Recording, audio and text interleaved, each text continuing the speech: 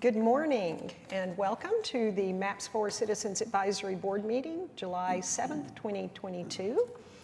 Before we get started on our agenda, I'd like to acknowledge and welcome our our new council representative, Councilman James Cooper. So we're glad to have you with us. Thank you. Our first item on our agenda is approval of our May 5th, 2022 MAPS Citizen Advisory Board meeting. Those minutes were provided in your packet, so hopefully you've had a chance to take a look at them. If you have, I'd take a motion and a second to approve.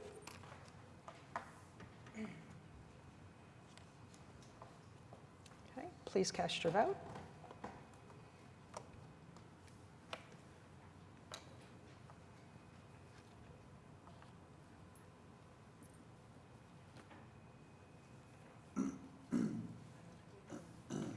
I'm assuming the motion passed? Yes, okay, thank you. Okay, great. Now, moving on to our agenda item 3, items for individual consideration. Our first item is the election of a vice chair. There is a memo in our packet that explains that this is something that we do annually.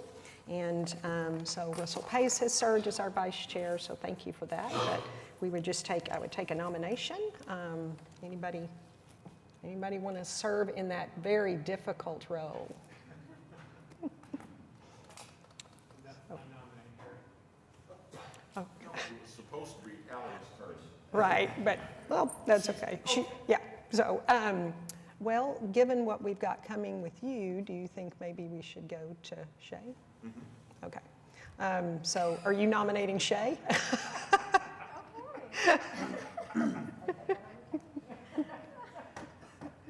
Does that work? Yeah. Okay, okay. So we've got a nomination. Now we need a second for Shay to serve as our vice chair. Okay, second nomination and a second. That's right. Okay, so please cast your votes.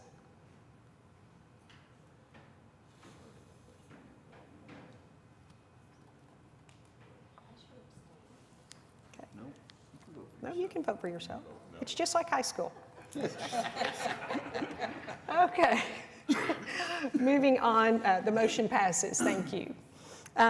So moving on to item B, to receive the MAPS4 monthly financial report ending May 31st, 2022. Madam Chair, you have in your packet the MAPS4 financial report, as you said, for the period ending May 31st, 2022. We'll start on the revenue side for the month, $12,412,414. Fiscal year of $123,578,682, and a total of $249,497,055. On the expenditure side for the month, $2,503,263. Fiscal year of $93,884,822. And total of $94,914,822. Okay. And I'd like to point out that we are 3.7% ahead of projections. And is that continuing to increase? I was trying to remember what May's. It is. It was about 3.2, I believe. Okay. So now we're at 3.7, and I want to remind you, January of 21, we were -7. Right. Yes. Great. Any questions for Mr. Todd? Okay, otherwise okay, we've got a motion and a second. Please cast your vote.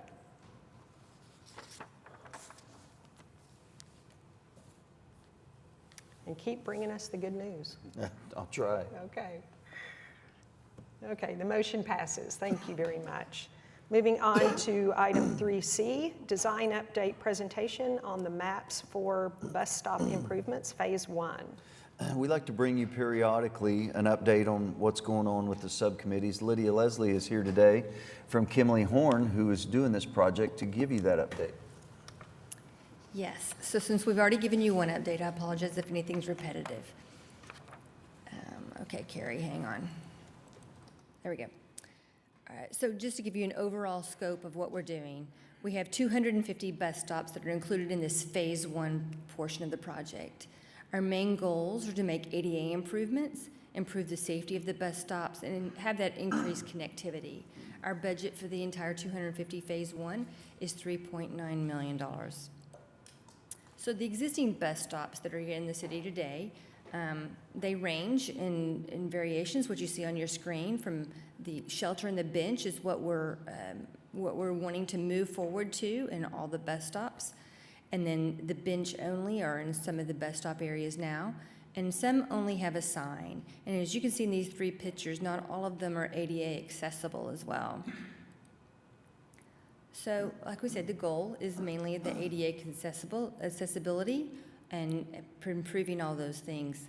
So the shelters will provide some of the safety. We're looking at the boarding and lighting paths too, making sure those are all accessible to all people.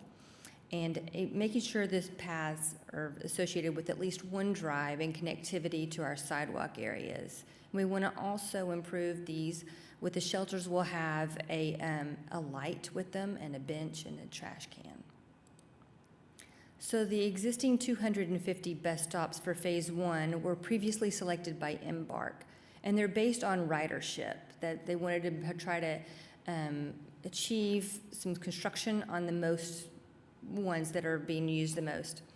So those are the priorities for the areas. And it's in all wards that they were trying to hit, not just one ward for the areas. So we'll be looking at the standard details for the bus stops. And with this, Kimley Horn will be revising those for Embark and for the MAPS project. We're looking at, again, that boarding and lighting path, making sure we have a concrete path there, and we have ADA reliability in there for those boarding and lighting functions. And also the connectivity of the sidewalk. Some of the areas, like I showed you before, didn't even have that sidewalk connectivity. And so these bus shelters will be large enough to be able to do all of those items. So in our evaluation, I just want to show you how we're doing that at Kimley Horn. We're looking at a plan view of the areas, and we're also looking at a street view of what's there and existing and evaluating what the parameters are and what the restrictions are. Sometimes we may have to move those existing bus stops slightly, but we'll still be working within Embark's rules of where they have to be within the outgoing and ongoing boarding of those paths. So we're making a very detailed item here for how we're evaluating that, the positions, what's there and including there, and the bench and the shelter, the links.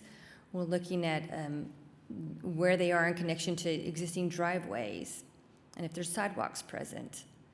So this is an example of one of our detailed evaluations. We're looking at site distance triangles here. And we know some of these shelters, they have the advertisement on one side. So we want to make sure we're positioning them well with the existing drives, and we have some parameters for future construction on where they should be placed within the right-of-way areas. So we're continually working with the subcommittees and with the MAPS office and evaluating as we move along. So if you have any questions to that, let me know. This is our schedule. We're looking at finishing our design at the end of the year and moving on to construction at the first of next year and completing in the first quarter of 2024. So with that, I'll open up to any questions. Questions for Ms. Leslie? First, thank you. This is huge, as you all know. It's a similar question I've posed from council about sidewalks in regards to branding. I think it's significant that, or not significant, I think it's important for residents to know years from now in the ways that we see WPA style branding. Our people need to know MAPS is doing this. I just think it's so important, and I wonder if there's a possibility that, I mean, it doesn't have to be big, it doesn't have to be a mural, but just something that says MAPS 4. We're ahead of you on that. I love it, that's great. We're looking at casting some bronze emblems in whatever we build, sidewalks, these bus pads, in, for instance, in the Palomar parking lot. We can put those in there.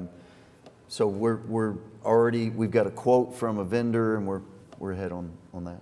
I'm just so proud of y'all. Look at that. That's incredible. Thank you. I just think it's that significant, so thank you. Oh, well, we do too, and part of that is responding to the reaction we got when we put the emblems on the trails. People really liked knowing that it was a MAPS. We liked them knowing that it was a MAPS project, and it worked out really well. So we're going to try and kind of brand all of our projects. Perfect, thank you. Well, and what that does is it tells the citizens whether they, pay attention to the news or listen to these meetings, that the projects that they voted on are being implemented exactly the way they voted on them. Right. Thank you for that question. Shay, did you have a question?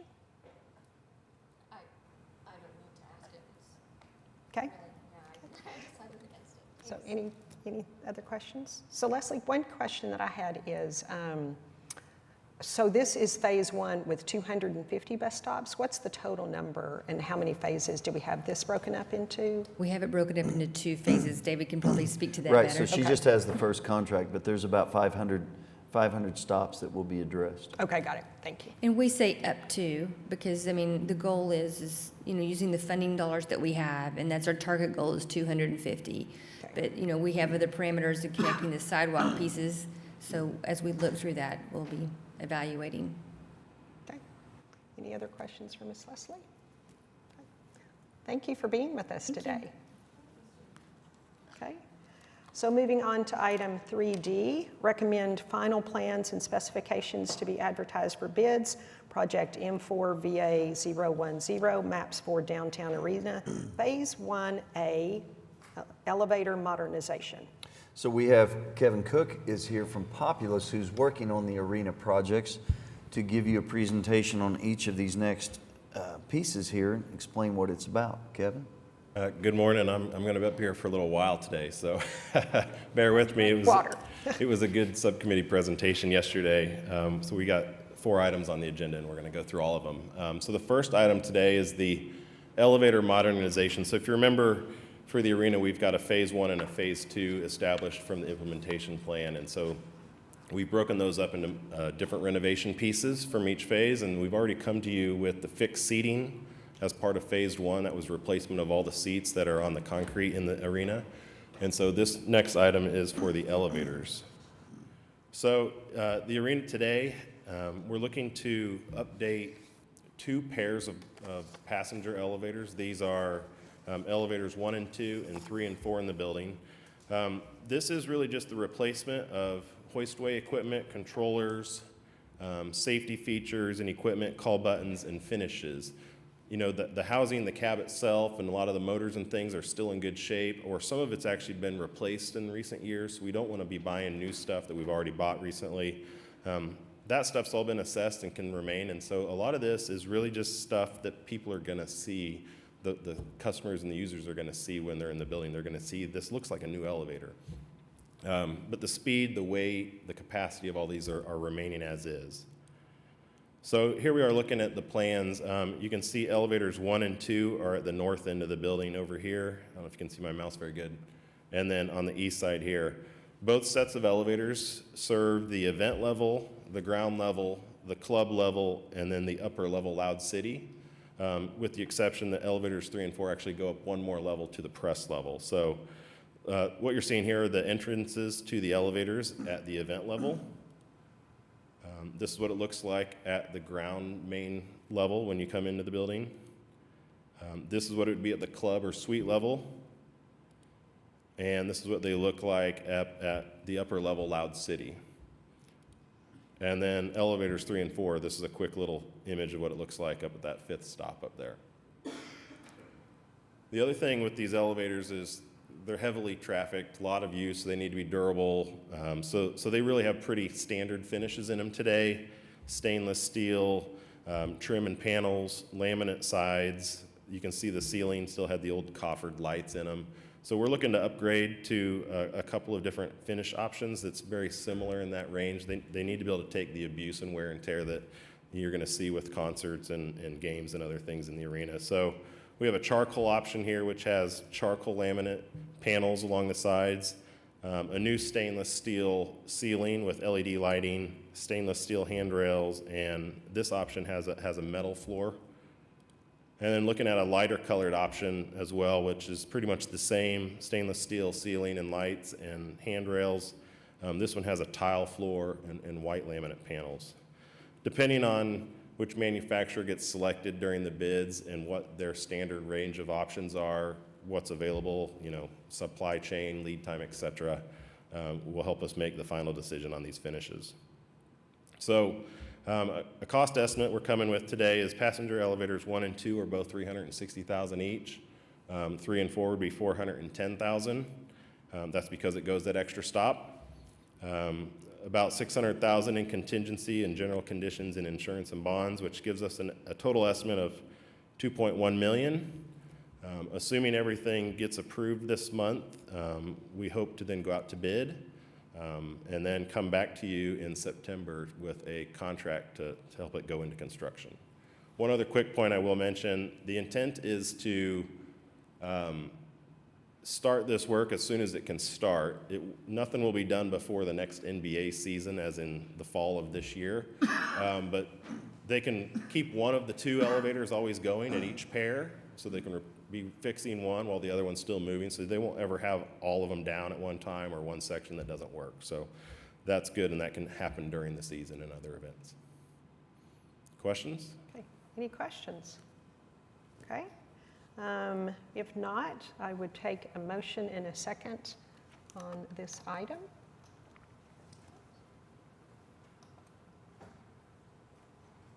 Okay, please cast your vote.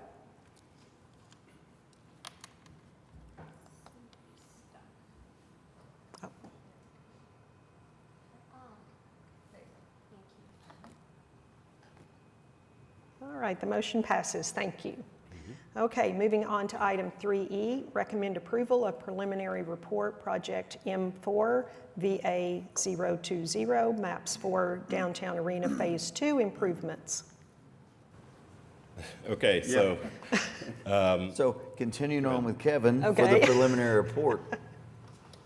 So I said this yesterday, the preliminary report is really kind of a milestone moment in all MAPS projects, and it took a lot of work for our team. When I say team, I'm talking about the Thunder, ASM, the building operator, and our design team, along with the MAPS team, to take all of the wants and wishes that everyone had they wanted to do to upgrade the building and get it to fit into our phase 2 budget. And so what you're going to see here today is a collection of spaces and ideas that we've finally honed in on, and what we hope to get approved today will then carry us into final plans to actually go into construction later in the year. So I'm going to bounce around a little bit. Please stop me if you're a little uncertain what I'm looking at. I'll try to use my mouse to point at things. So the first major need that everyone felt they wanted to do in the arena was to upgrade Loud City. This is the upper level concourse. It was something that was hoped to be part of the original renovation a few years back and didn't have the money for. So this was the area they wanted us to focus on first and foremost.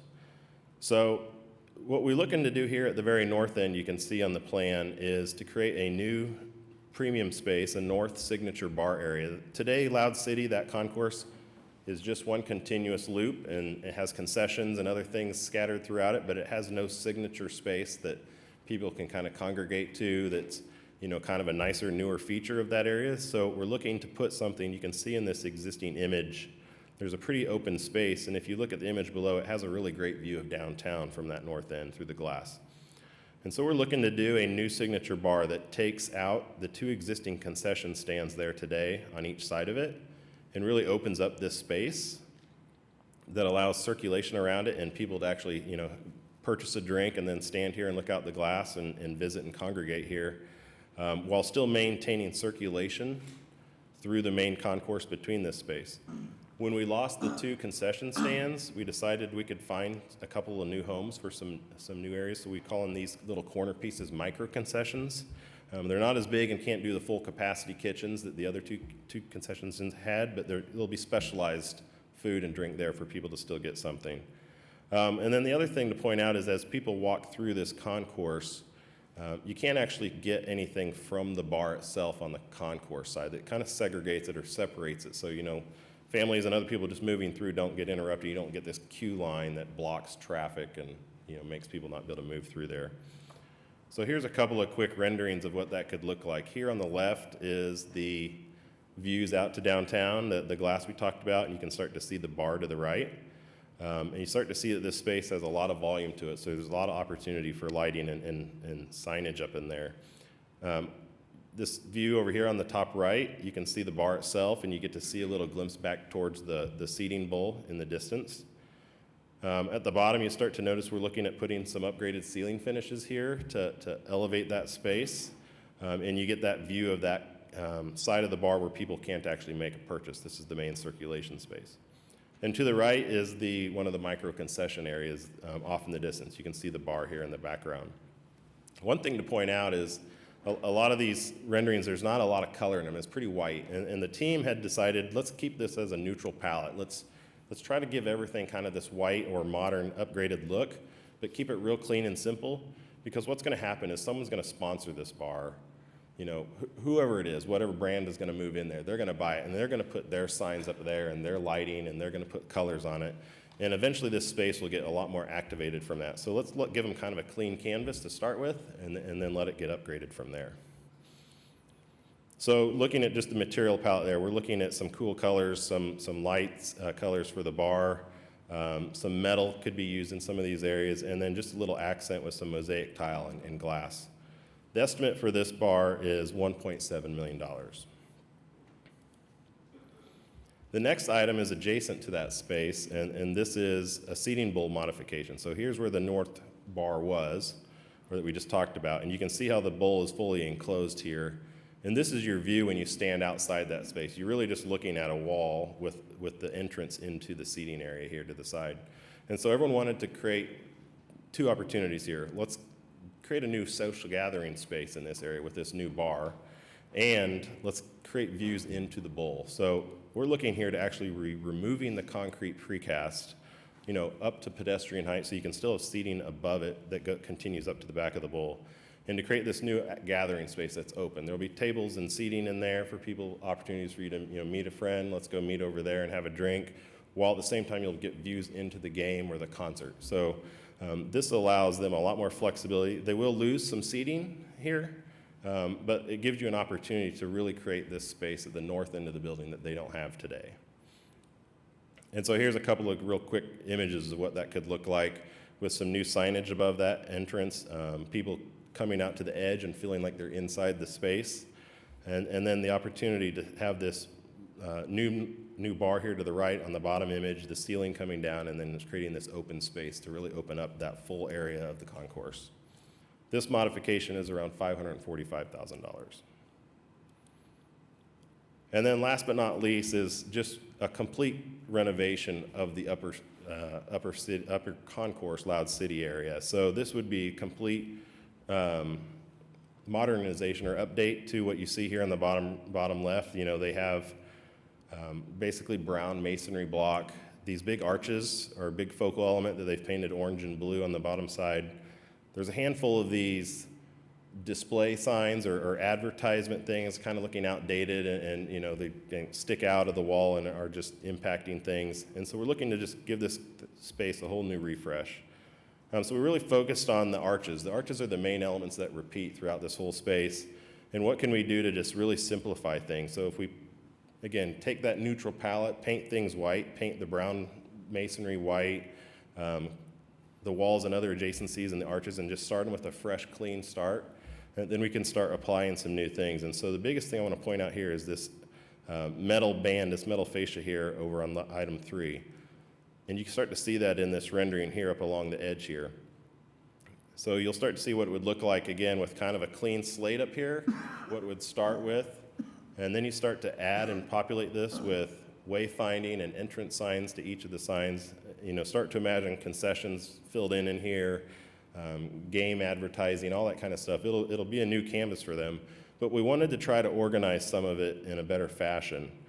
And so here's, as you can see on the left here, this is where one of those big display boxes were. So we want to take those out and put them up in this band. This band is going to be our new kind of tech and signage zone. It helps organize everything. So there's TVs at every arch today, a pair of TVs. There's speakers mounted randomly on the walls. There's lights up there. And so we want to create this new zone where it just houses all that stuff. And so there will be updated TVs. Those display signages would go away. You'd fill those in. And really just kind of clean this space up and really get it to look more modern and updated. Again, not a lot of different finishes in this space. It's really a lot of paint, maybe some accent tile and some metal trim in some areas, but it's not a major renovation in terms of tear out and redo or rebuild. It's really just kind of some aesthetic applications that'll help update this space. We're thinking this is around $2.2 million. I'm going to pause there. Are there any questions while we talk about those three spaces? I know that's a lot already. Pretty good. Okay. Next thing they wanted to do was create a couple of premium space upgrades for the building. And so the first space we're going to look at here is at the club level, the suite level of the building. This is at the south end. You know, you've probably all been there. They have loge boxes at each end of the building today. One is the Riverwind loge boxes, I think, and the other one was the Post Oak Club. So this is the Post Oak Club here on the south. You see on the left, they have kind of a dedicated space that's enclosed by these walls when you're in the club level. You don't really know what's going on in there. You know there's tables and stuff in there, but you know who's in that space, who gets to use that space. And then it's the loge boxes here at the bottom with the built-in seating and things. So we want to do a refresh to this space.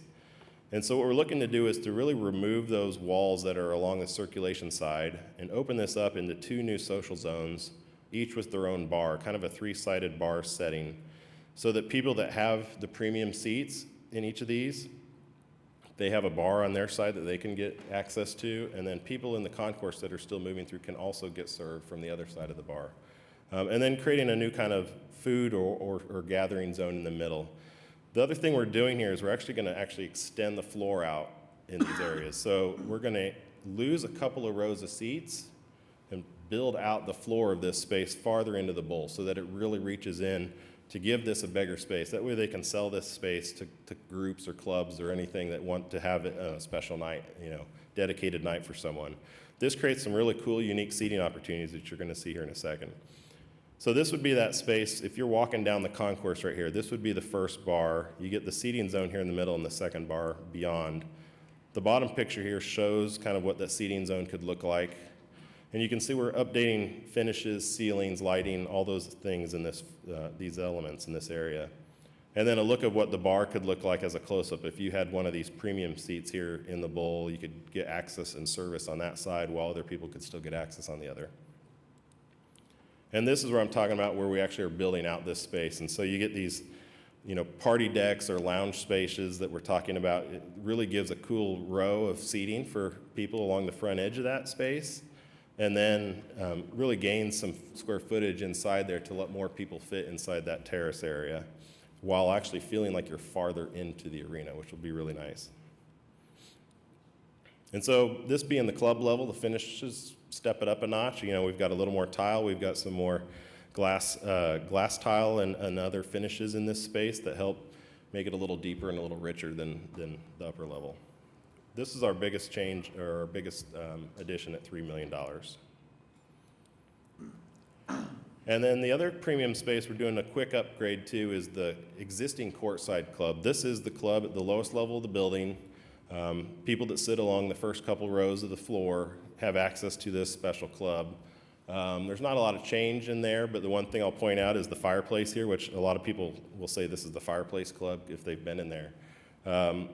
They've been having some problems with that fireplace and doing a lot of repairs to it. So the hope was to take this out, which is what one of the things we're going to do, is remove the fireplace, give that area some upgraded finishes and wall coverings.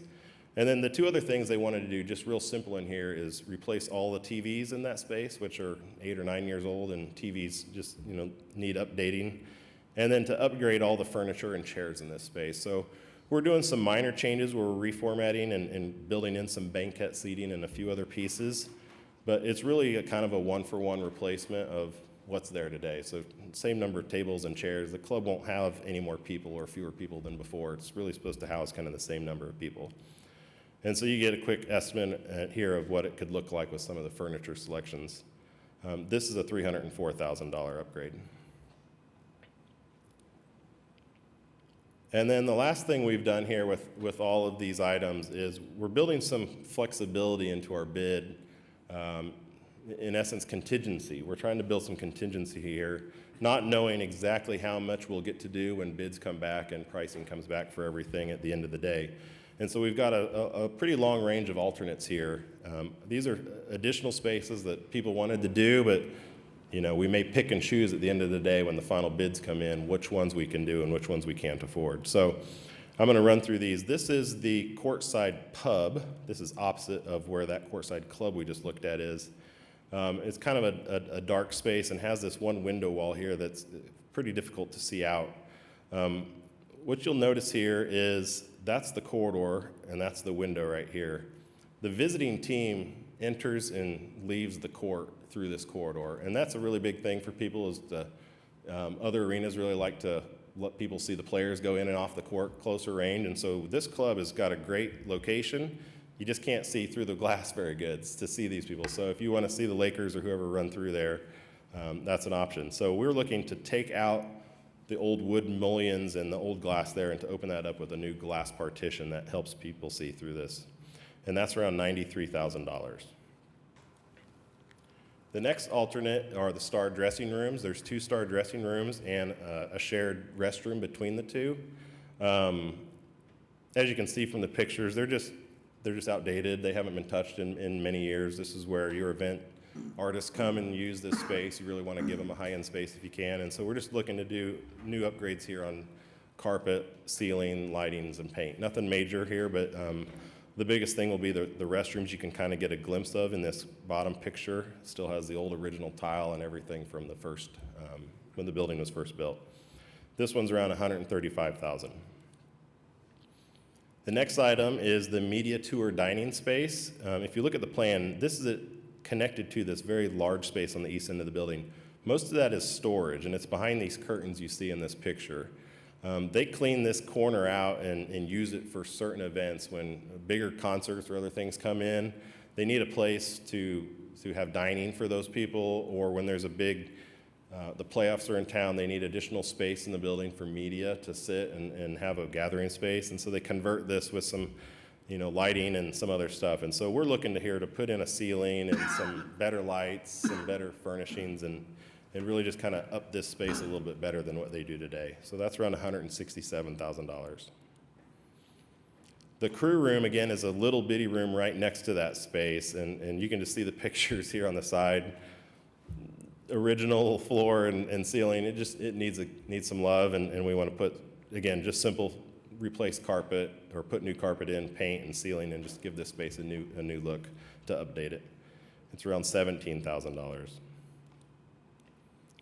What you see on the left here are digital LED boards that were mounted on the back of house columns in the AT&T Center in San Antonio. This was something ASM really liked when they toured that facility, because you can let the guests that come in through the loading dock area, that's where this would be here on the bottom floor on the south end of the building, to welcome them, to talk about what events are going on in the building, and just use these display signs as an opportunity to advertise and do other things. So this is an option they'd like to add. It's about $150,000.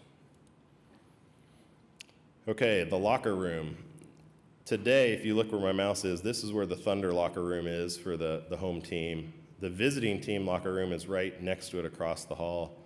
And there's an existing third locker room in this building. If you remember, this is a hockey building. This building was designed for hockey. And so what you're seeing here in the pictures are the existing hockey lockers. They're much wider lockers than a standard locker. And then below it is the big overall shared shower restroom area.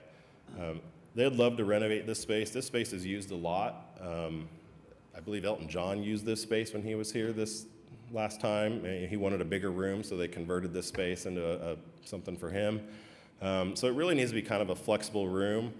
It can remain a locker room, but they want to divide it, the restroom specifically, so that it can be male and female. So the Thunder girls could use and have their own restroom, getting ready space, as well as some other club, or when you have high school tournaments or other things that are happening in this building, NCAA tournaments. So there's a third locker room use in this space that can be really flexible. So we're looking to do an upgrade to this space. It's $150,000. The promoter rooms, there's 3 of these rooms. As you see on the top left, they're pretty well updated. They look a lot newer and fresher than some of the other spaces. But the bottom picture is the restrooms associated with that. So a lot of the money here would be to completely renovate the restroom area and get it up to speed, and then maybe try to do a little bit in each of these rooms to help them be a little bit different from each other, because right now all three kind of look the same, and they want to help theme them a little bit more. Increased show power. As you know, all these concerts that come in these days need more power, they have more lighting, they have more sound, they have more special effects, and the building is lacking on show power for these events.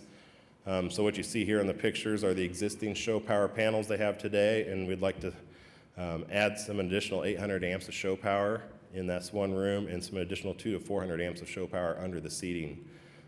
So that's around an estimate of $200,000. The room here you see on the left is a broadcast room. It's full of a lot of equipment, and this room gets very warm with all of that equipment, and it's not air conditioned. It has no HVAC in it. So they typically open this big door on the left to try to let air move through that space. On a day like today, that's not doing you a lot of good. So we're looking to add some air conditioning to this room. It'd be around $27,000. The Founders Club or Founders Lounges, these are club spaces at the bottom floor behind the courtside club. The change here is to just replace all the televisions in these rooms. As you can see, they still have some pretty old TVs that are on swivel mount and not mounted on the wall and things, and so it's just an upgrade of all the televisions in this area. And then the last two items, we're going to bounce all the way back up to Loud City. These were a couple of things that we had ideas on. We took them out of the Loud City overall Phase 2 effort and put them as alternates. The first one is a new concession idea concept opposite at the south end. So, we're looking to do all those changes at the north end. This would be, the north and the south look basically the same. They both have the big glass views to go out. You're just looking to the south here. So looking at doing a new option here of a kind of a grab-and-go concession. So this allows the existing concessions to remain, shown in the green.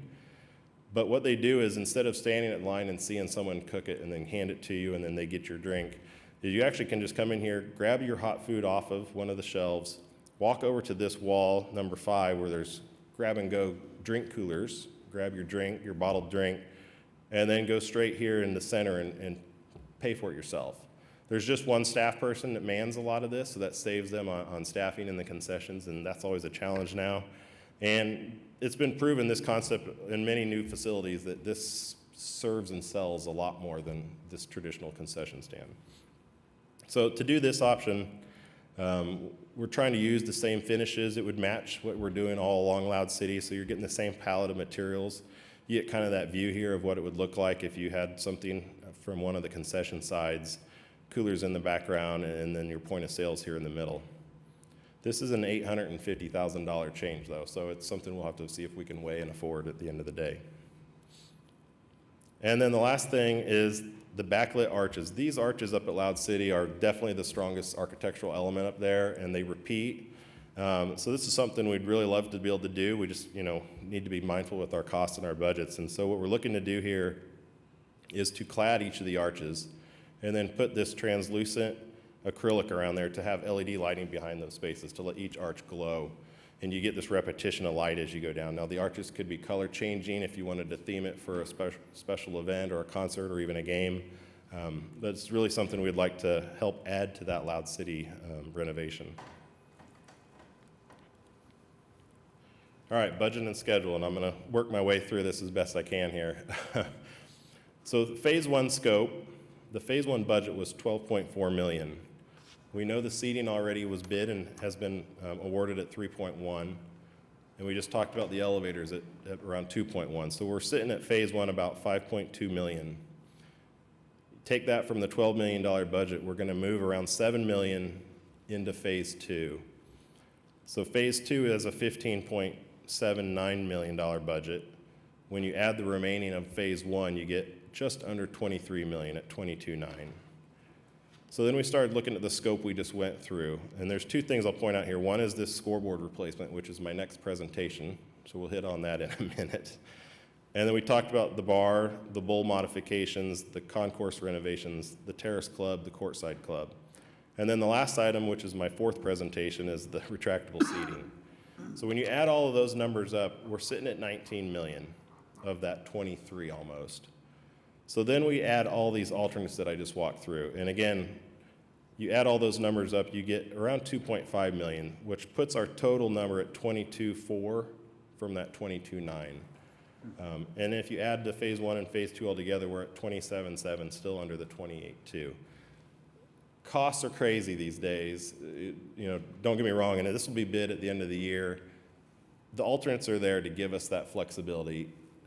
We basically have $3 million in alternates there to basically move around and play with, hopefully to help save if anything comes in higher or lower, we can't afford something. So that's why it was done like this so far. And then a quick schedule of where we are today. Preliminary report here in July, looking for approval in July. That'll move us into final plans, where we'll have a progress update probably in September, shooting for final plans in October, which then begins a pretty long approval process with the city and everyone else to get the plans reviewed and approved, to where they can then go out to bid after final plans, hopefully get approved in December. Go out to bid in January, and then hopefully come back in February to get final approval and start construction. So that was a lot of stuff all over the place. What questions we have on this? Questions? No, I think it's very exciting, and love all the upgrades to Loud City. I think that's something that we've talked about and recognized as a city we've needed to do, so I'm really glad to see that. Okay, You gave us all the information we need. that's fine. Okay, outstanding. So if we have no questions, I'd take a motion in a second to approve the preliminary report. Please cast your vote.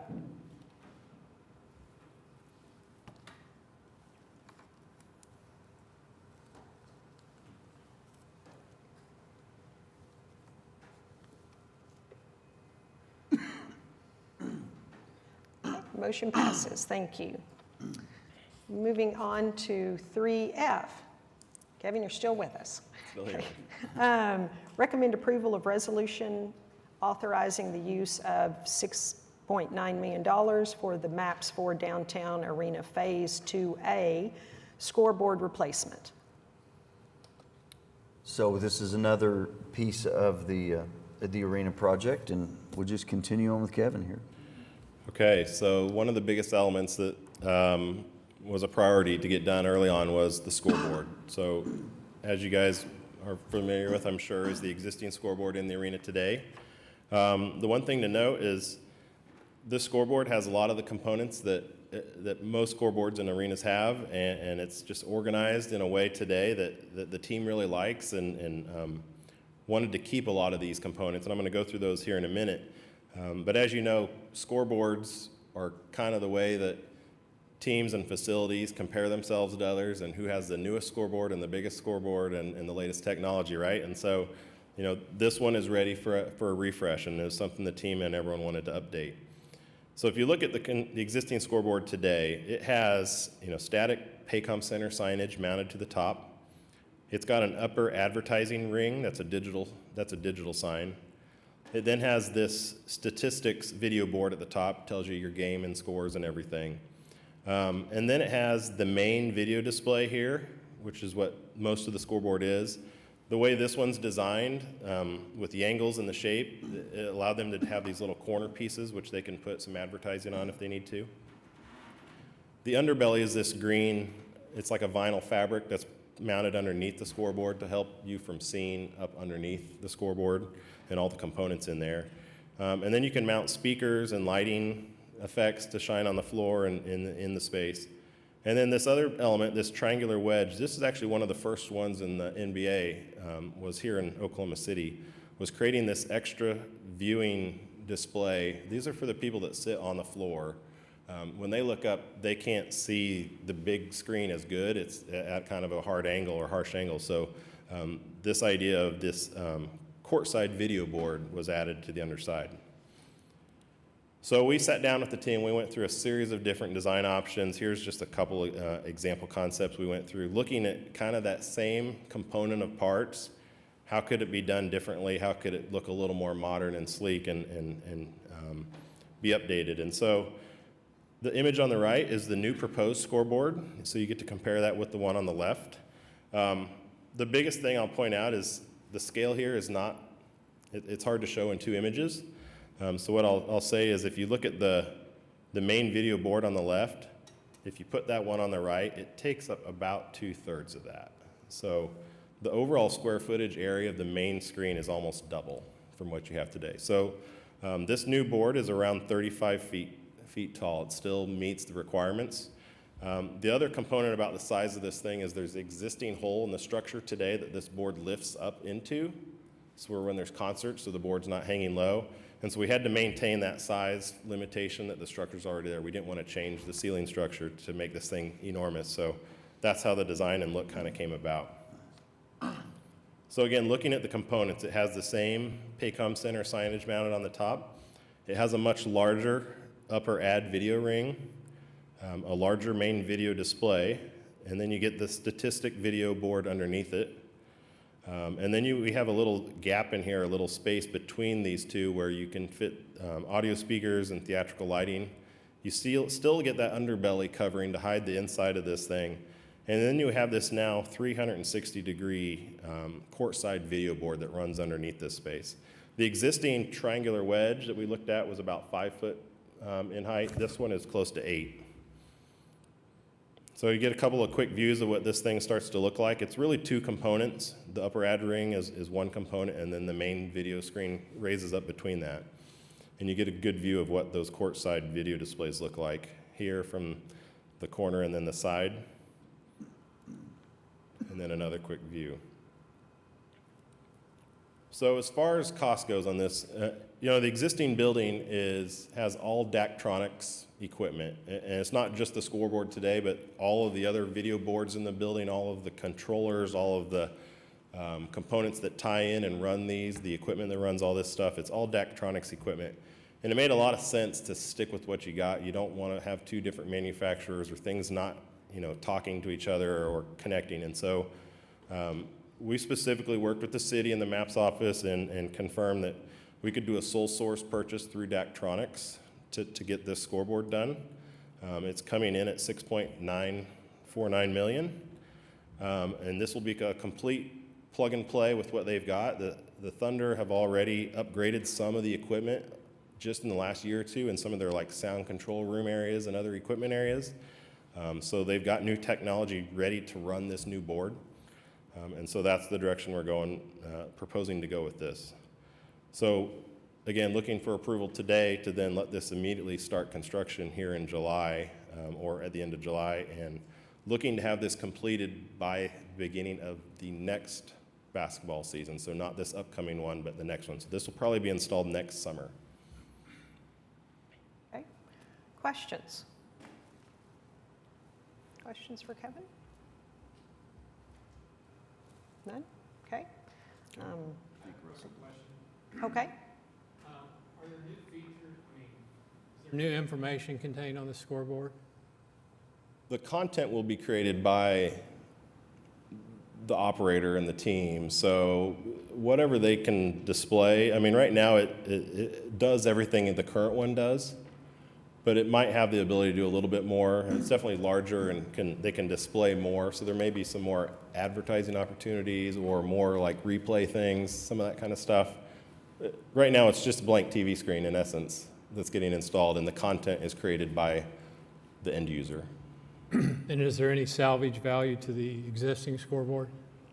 That's a really good question, because we are looking to take the existing big displays and maybe put those in another location in the building. So those still have some life to them. And they're looking at that opportunity to use those maybe in other parts of the arena to hang them and let them be additional boards in the space.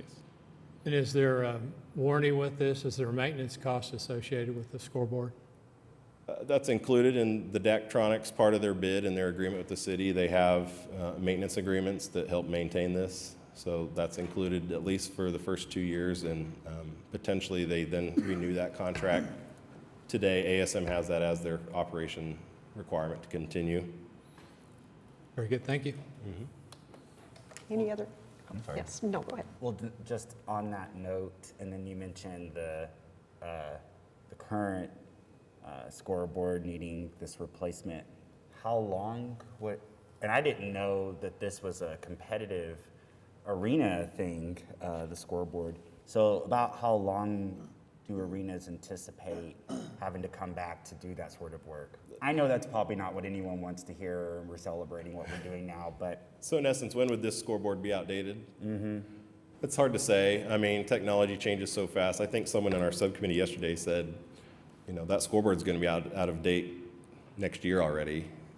As far as like, is it 4K or 6K or whatever TVs are these days. That's kind of what will determine that, is how much technology changes and is affordable. I mean, I don't exactly know how old the existing scoreboard is, but I think this one's going to last you a decade. that's what I was guessing. It should last quite a while. It's pretty costly to make a change like this, and like I said, it can't get a whole lot bigger. We're kind of maximizing it with what it has. Thank you. Other questions? I just have one quick question. What are the requirements to sole source a vendor through the city? So I'd have to refer that to our legal counsel on that. Laura McDivitt. So my understanding is that right now Daktronics is the existing system, and that they have all the other scoreboards that go around the seating bowl, and that all of these components speak to each other. And because of that, there isn't another system that would be able to connect to the scoreboard the same way to have these things all function together. So that would be the justification for the sole source. Yeah, that's exactly right. We did look at that, and if, say we bid this out and we got Acme products in there, we'd have to get translators for it to talk, and then if there's any additions to that with a third party, it would become quite a mess. I don't recall if Kevin mentioned that it controls the ribbons and all the boards in the building, so it's a much bigger system than just the scoreboard. Okay. Other questions? Comments? Okay.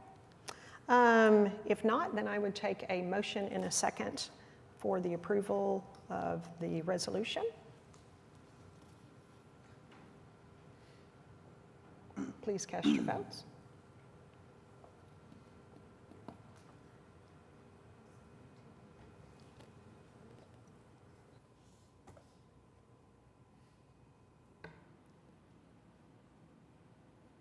Okay, the motion passes. Thank you.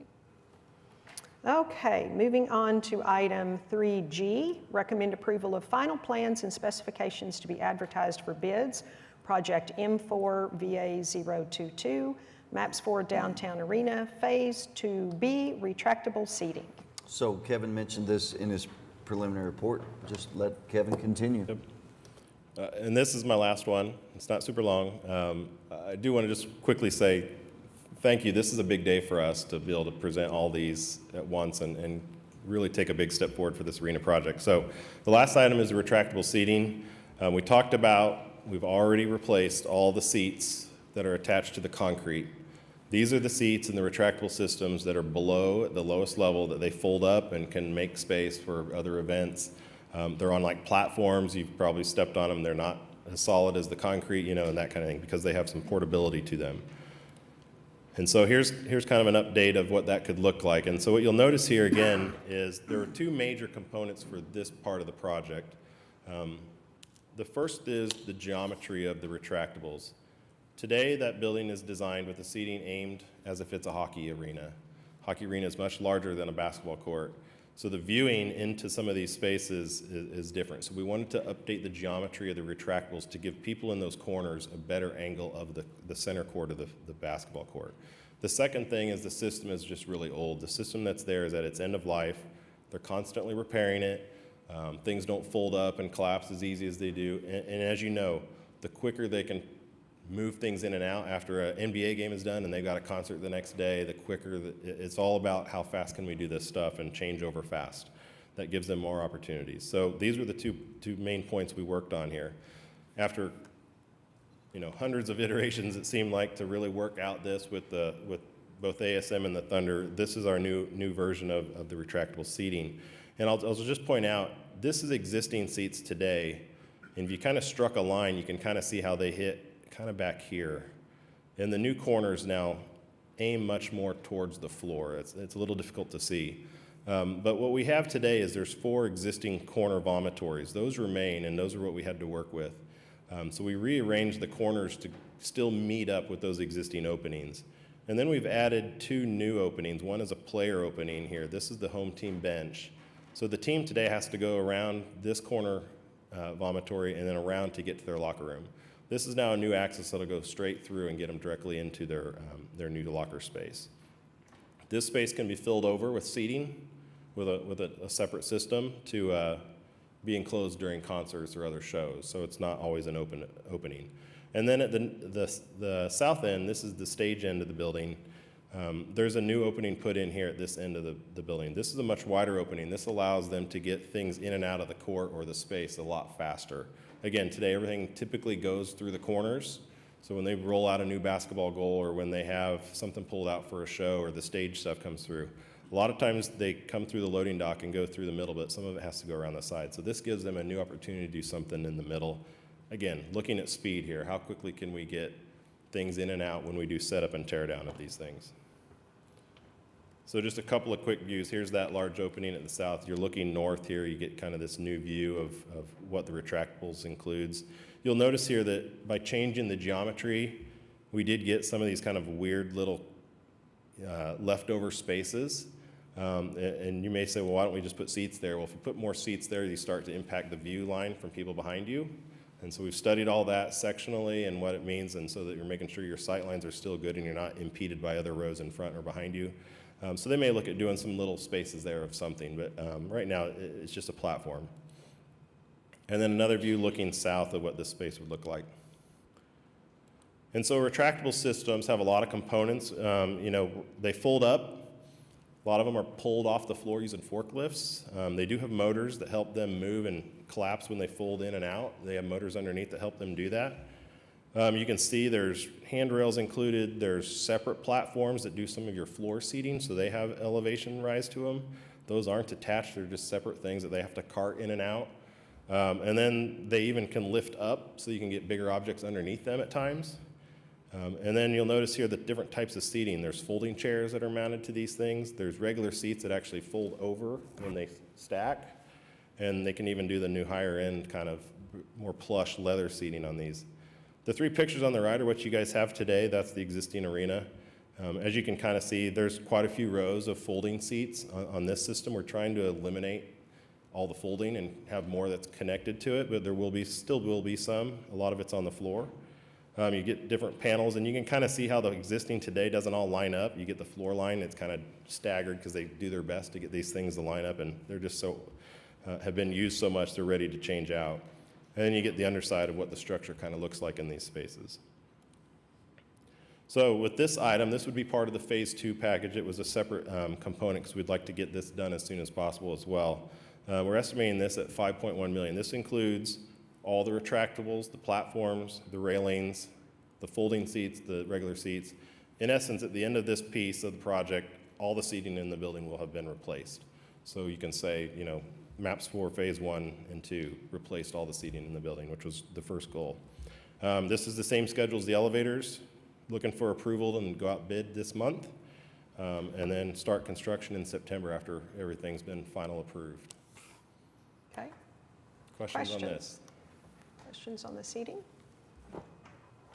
Okay. I do want to mention that, the retractable geometries, the seat counts, the changes in all of these phase 2 things, the team, the NBA team, the Thunder, and ASM were heavily involved in all those things. That was a couple of questions we had at our subcommittee was, some people are going to lose some seats now because we're making this change, or now their season ticket may move somewhere else. The team is fully involved in that. They helped with all these decisions. We basically kind of followed their lead in a lot of cases of what they wanted to do, and they're going to accommodate, who they need to accommodate when it gets to that point. So do you have a net seat loss? In general, we're not losing seats. We actually have probably gained seats with both the fixed seating replacement and the retractables. We've actually gained seats with this new geometry. At the end of the day, there may be a handful of losses. I can't say for sure, especially if that seating bowl modification changes where we took out the structure at the upper level and do some of that. We'll be able to come back and give everyone an updated number on what the final seat count is at the end. Okay, great, thank you. Any other questions? But did I hear otherwise? This is all the seats? Did I mishear that at the end? All seats replacing? Yeah, so in phase one, we've already got a bid that's been approved to do all of the upper seats that's attached to concrete.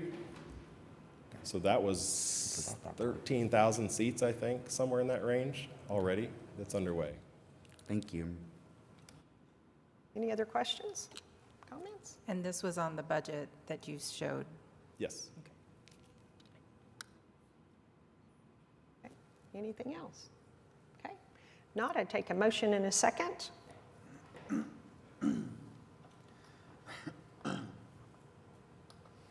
Please cast your vote.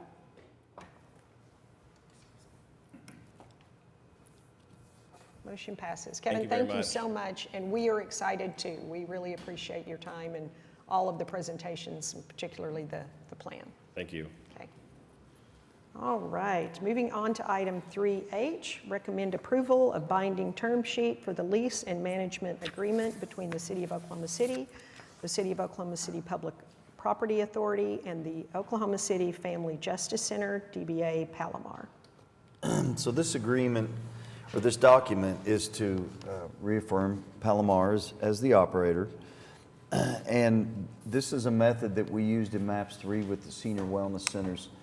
At this point in the process, we don't have a lot of details, and nor do we necessarily need to, but we are affirming that there are certain requirements and certain things that will happen.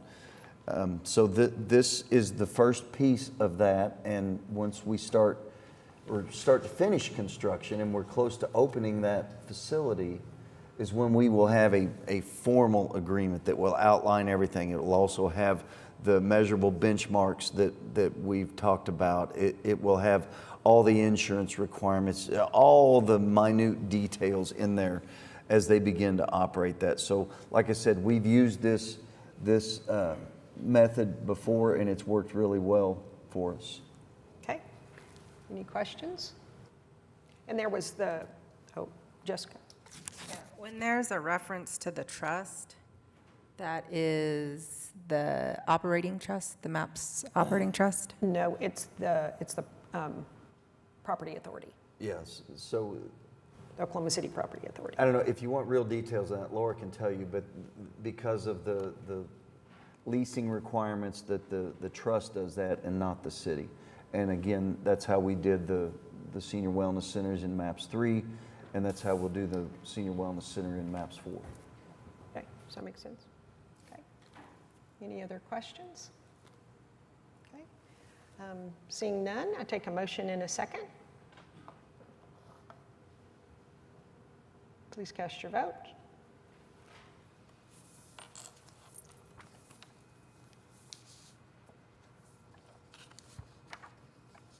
Okay, the motion passes. Thank you.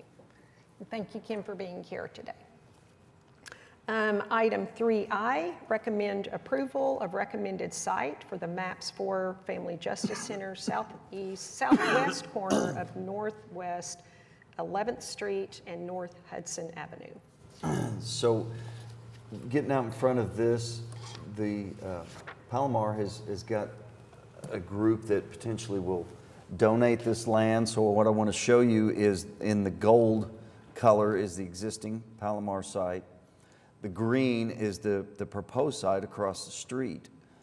And like I said, they potentially have a donor, wanted to confirm that that site is acceptable to the subcommittee and the advisory board. Subcommittee approved this unanimously. I don't know what else to say about it at this time. Carrie, can you go to the next slide? There has been some early preliminary work done on it as far as things being able to fit. So you can see in the light purple there's a building, and then the parking garage that has to fit in there also will be a shared garage with a public-private partnership. So it also fits on there in block form right now, but I'm confident we can make that work in reality. So this also comes with the approval of the subcommittee. If you have any questions, I'll try to answer them. Any questions, comments? Okay. If not, I would take a motion and a second. And please cast your votes. And Shay and Harry, I know you've done some work on this, so thank you for getting this to us today. So the motion passes. Thank you. All righty, moving on to item 3J, recommend approval of amendment number 2 to contract for professional consulting services with ADG PC for the MAPS4 program with an increase of $2,463,080, retroactive to July 1st, 2022. So I want to remind everybody what ADG does for us, and they do a lot. They function as an extension of our office. They have people in the field with the construction. They have people that check the plans. So we don't have anybody that can go through an HVAC system or detailed electrical or structural. So they hire those people to go through and do the review of the plans. They help us with the meetings and presentations and all of those things. This next year is going to be very busy because we will be smack in the middle of a whole lot of design. Hopefully we will be at the beginning of the construction of the Coliseum.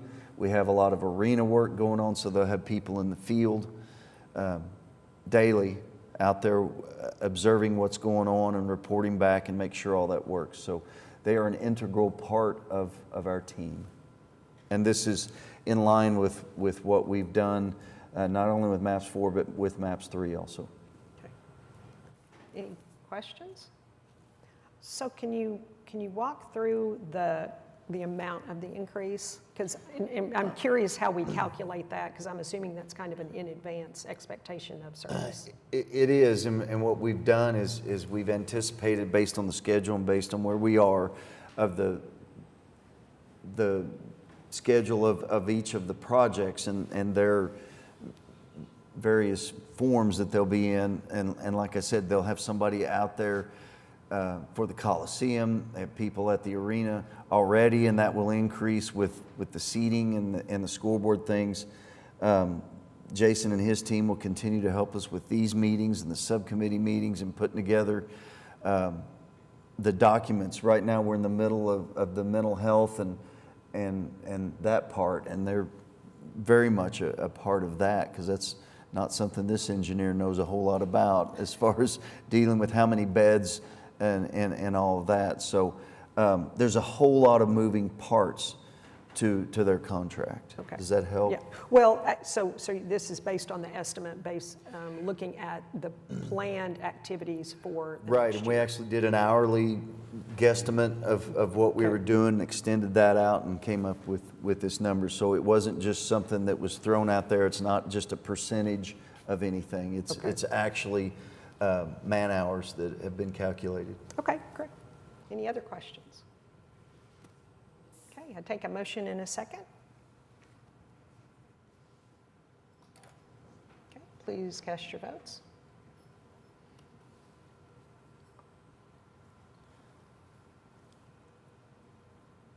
Motion passes. Thank you.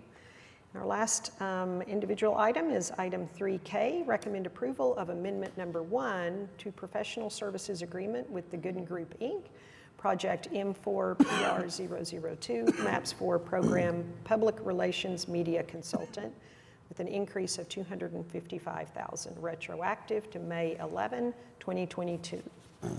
So likewise with what I mentioned with the ADG contract, and what I should have mentioned also is what you'll see is these contracts ramp up towards the middle of the program, and then they'll start to taper off again as the activities start to decrease. But Gooden Group does so many things for us, and what we've got coming up are a whole lot of groundbreakings. They take care of all all of that planning and the activities that have to go on there. Katie also takes care of our Facebook page, our Twitter page, all the social media things that we do, our monthly newsletters. I know I'm forgetting some other stuff, helping us with outreach. You know, we've started the outreach with a couple of the projects, and she's in the middle of that, making sure that the consultant is reaching the people that they need to reach. They do so many things for us in that PR respect. Okay. Well, and we are getting ready to get busy with some groundbreakings and Absolutely. really getting some activity. So appreciate all their help. So if there are any questions? No questions? I take a motion in a second. Okay, please vote.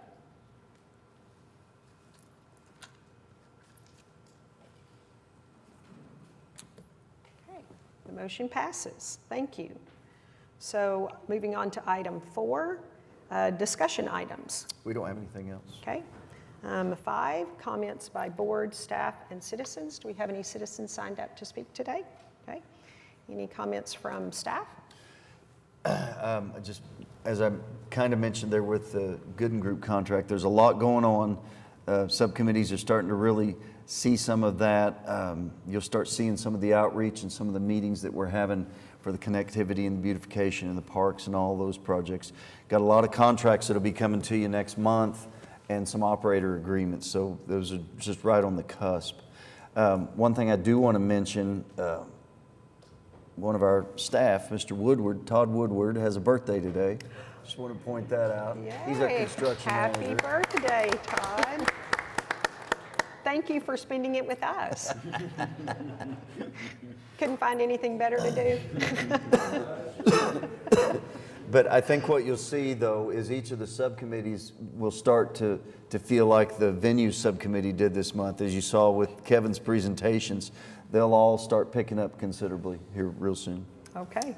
I have a question. Yes. Do we have a schedule for the subcommittee outreach community meetings that the consultants are working on? We do have kind of a skeleton schedule on that, and I'll get you with Katie, and she'll give you more schedule than you want. I guarantee you that they've come up with a whole lot of groups and activities on that. So yes, ma'am, we can get that for you. Great. Any other comments? Any comments by the board? Okay. Just want to say thank you for the work that you are doing. We are changing our city, so thank you so much for all your help. So with that, item number 6, we are adjourned.